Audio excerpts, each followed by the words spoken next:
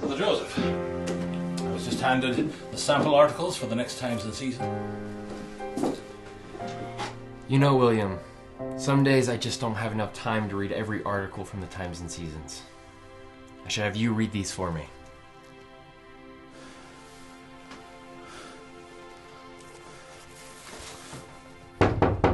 Oh, I'll tend to that.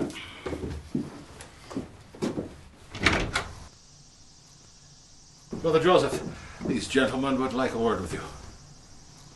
Certainly. Ah, Mr. Smith. It's a pleasure. I'm Wilbur Fugit. This is Dr. Harris. Mr. Fugit, Mr. Harris.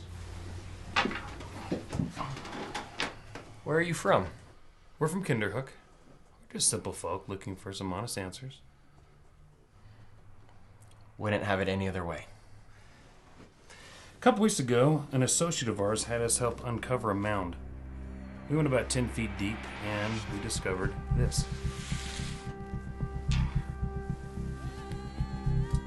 Boy, what's that? We don't know. We're hoping you can tell us.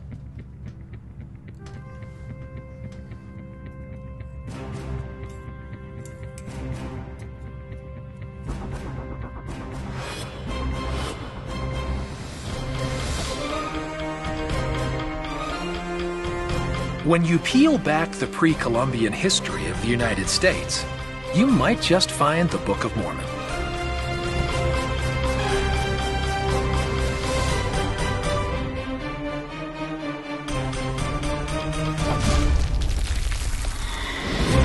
Hidden in the Heartland.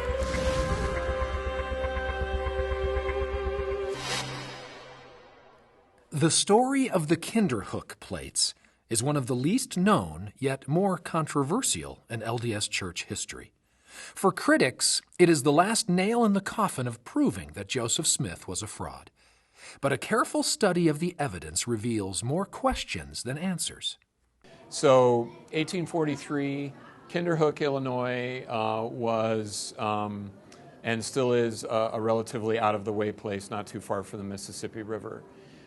It was an area actually where veterans of the War of 1812 had been given tracts of land to settle and farm or live on as a result of their serving in the War of 1812 for the United States fighting Great Britain. Peter Alter, historian at the Chicago History Museum, shares the account that surrounds one of the artifacts from Mormon church history, the last existing Kinderhook plate. What we know about the Kinderhook plate is always murky. The thing that we know for sure is that it's not real. Beyond that, the chain of custody and other sorts of things like that, we're not too sure. Utana Jessup of the Ancient Historical Research Foundation provides a different perspective surrounding the history of the Kinderhook plates. In 1843, Southern Illinois, a man named Robert Wiley was very curious about the mounds in the vicinity. There were some very large conical mounds, and he wanted to know what was in there.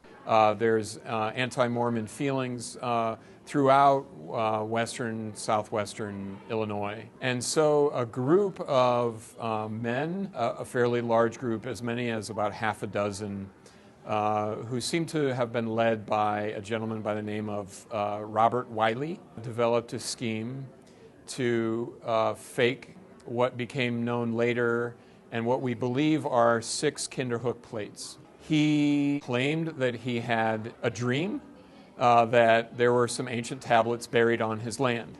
So one day he went out and he goes to the largest one and dug down from the top. It started to rain as well, and it rained for almost a week.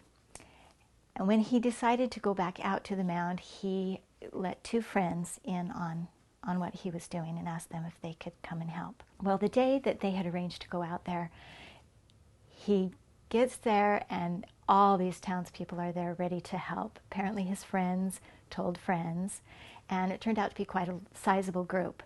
They went out to the mound site, they widened the hole, they dug down, and came to this bundle of plates. So, of course, these conspirators were using mid-19th century metals.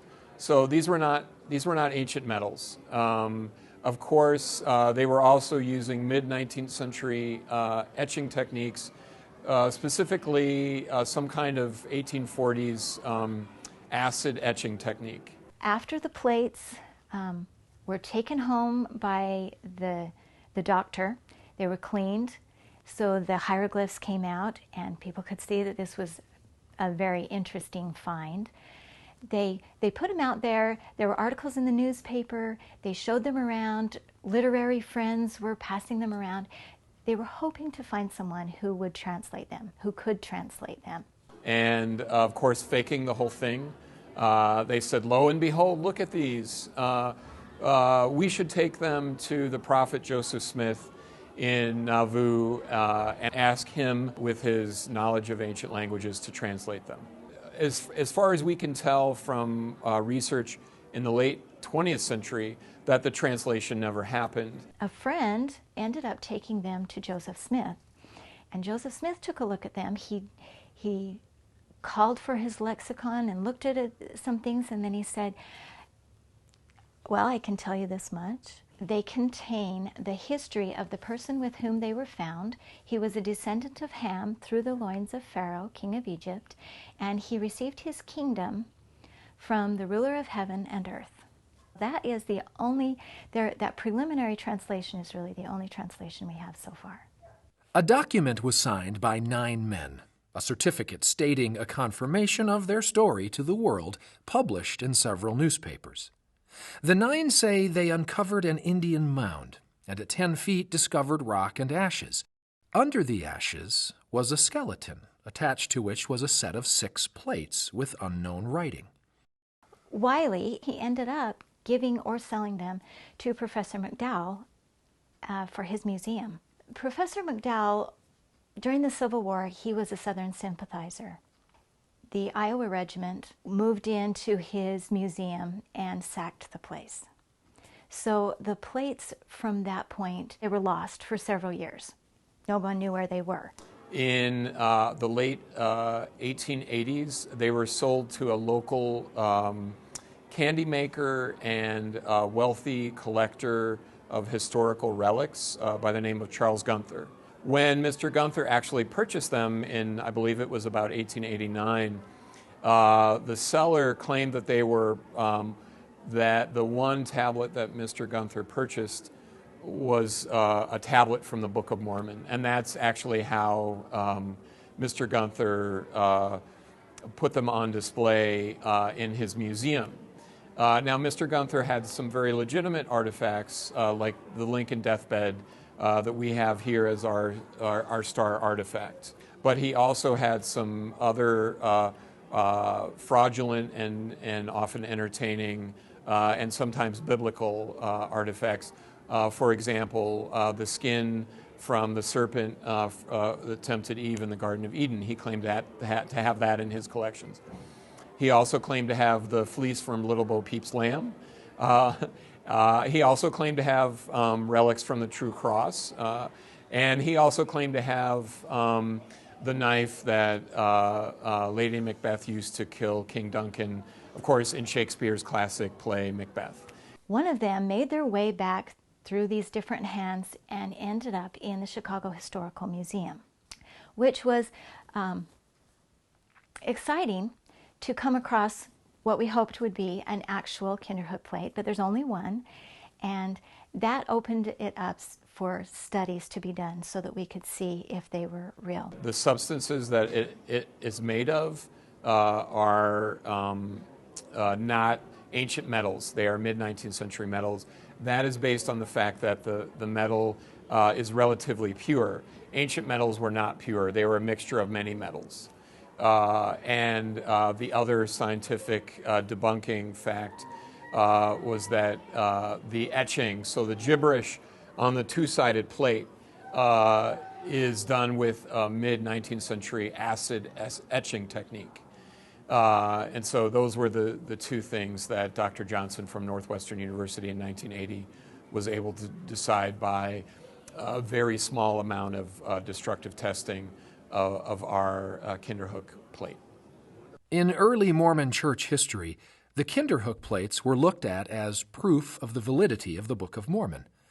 After the death of Joseph Smith, the plates weren't even a topic of discussion for quite some time, and since 1980, the LDS Church has officially deemed the remaining Kinderhook plate a fake, and the few accounts of translation, especially recorded by William Clayton, as simply a mistake. In the late 19th century, there was one confession. Wilbert Fugate did confess to the faking of the Kinderhook plate. In 1879, Wilbur Fugate was corresponding with an anti-Mormon friend and telling a little bit of the story. And what he claims in that letter was that he and his friend Bridge Whitten, who was the local blacksmith, and Robert Wiley himself, the discoverer of the plates, he claims in this letter that the three of them fabricated the plates as a joke on Mormonism. It wasn't quite a deathbed confession, but I think it was along those lines.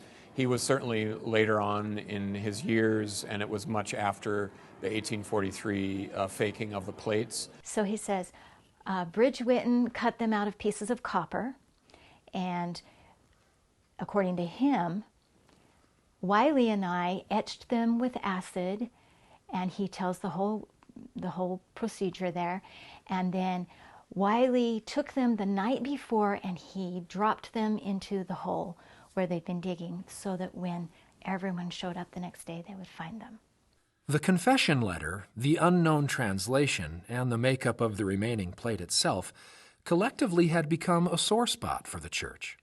But just as there are holes in the story of the Kinderhook plates, there are also holes in the stories debunking their validity. We need to take a good look at that. Is that really what happened? Fugate says that that's what he did. But first of all, he said that they were cut from copper. The plate in the Chicago Historical Museum is brass. Fugate goes on to explain that after they make these plates, then they use an acid and lead and some old iron, and they make some rust, and they put the plates together with rust. And then they took some pig iron and made a ring and some clasps to hold it together. And he says, we put some acid on that, and then Wiley, the night before, rubs it in some dirt and drops it into the pit. Right on that certificate it says that the ring and the clasps crumbled to dust at the slightest touch. Now, how do you make pig iron disintegrate like that overnight? It was accepted. It was accepted from the get-go, from all those around, that these were genuine plates. After Joseph Smith takes a look at them and gives this preliminary translation, that would have been the perfect time for them to expose the joke. Who waits 36 years to expose your grand scheme, and then only in a letter to a friend, only after the others that were involved have died, and there's no one to even point the finger at? With holes in the second-hand admission of tricking the prophet Joseph Smith, a real examination should come not only of the fake plate that rests in the Chicago History Museum, but of the letter that many have leaned on to discredit the plate. This letter of admission was written as a response to a request from James T. Cobb. Cobb was a stepson to Brigham Young and a sympathizer to those who fought against the church. Many of his pursuits consisted of disproving the authenticity of the Book of Mormon. And what of the plate itself? When comparing the actual plate in the museum with the facsimile in the Times and Seasons, quite a few differences arise that could change the meaning of the characters. We have made efforts to compare the plate that we have here at the Chicago History Museum to those copies, and whether those copies are legitimate or whether it's just difficulty in matching gibberish to gibberish. We were not able to make a one-on-one match at all. Perhaps someone studying them more closely could, but we were not able to do that. And as far as the translation itself, some say that Joseph never used the power of God to translate the one segment of the Kinderhook plates as he did with the Book of Mormon, but that he simply saw characters on the plates that resembled images from previous translations. Recently, LDS historians have found a possible match. The following characters broken down from the prophet's notes coincide with the quote from William Clayton's journal that states, "He was a descendant of Ham through the loins of Pharaoh, king of Egypt, that received his kingdom from the ruler of heaven and earth."